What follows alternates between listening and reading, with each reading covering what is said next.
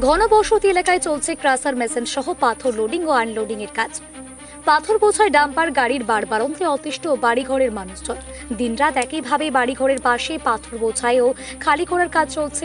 উল্লেখ্য, চুরাইবাড়ি এলাকায় জাতীয় সড়কের দুধারে পাথর ভাঙার মেশিনগুলো বসানো হলেও ইদানিংকালে কদমতলা চুরাইবাড়ির মেইন সড়কের দুপাশে চলছে ক্রাসার মেশিন বসানো সহ পাথর লোডিং ও আনলোডিং এর কাজ।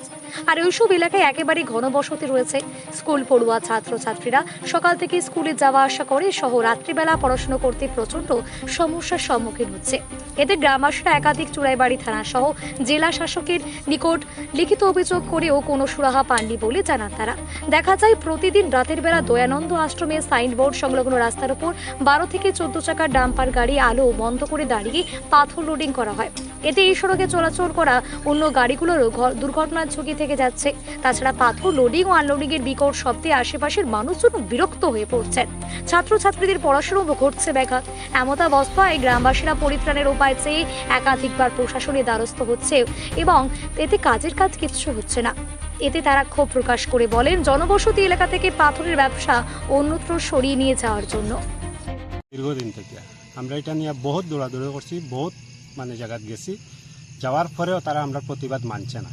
আমরা গেছি এখানে যে রাত্রিবেলা রাত্রে 2টা-2:30 পর্যন্ত বোল্ডার আনলোড হয়, লোডিং হয়, এইসব নিয়ে আমরা গেছি। আগে তো দুলা দিয়ে তারা এখানে আমরা যন্ত্রণা গেছি, এটা নিয়েও গেছি। বহুতবার আমরা ডিএম অফিসে গেছি, থানাত গেছি, সব জায়গাতে আমরা গেছি, আমরা কোনো সাড়া পাইছি না। এরপরে তারারে খোয়া হয়েছে যে তারা এগ্রিমেন্ট শেষ হয়েছে, তারারে খোয়া হয়েছে তোমরা যদি জায়গা ভাড়া দাও, জায়গার মালিকরে খোয়া হয়েছে যদি ভাড়া দাও গ্রাম প্রতিবাসী নিয়ে তোমরা ভাড়া দিবা। গ্রাম প্রতিবাসীর একটা আপত্তি আছে এটা, তারা লুকাইয়া জায়গা ভাড়া আবার ওই তারাই দিচ্ছে। ওখানে কারা দিচ্ছে? অসীম অসীম অসীম টাইটেলটা কি আমি সঠিক জানি না, তারারে দেওয়া হয়েছে। এতে আপনারা কতটুকু সমস্যার সম্মুখীন? সমস্যা আমরা অতিরিক্ত সমস্যা। আজকে তো দেখছেন এখন কয়টা বাজে, তারা বর্ডার আনলোড করছে।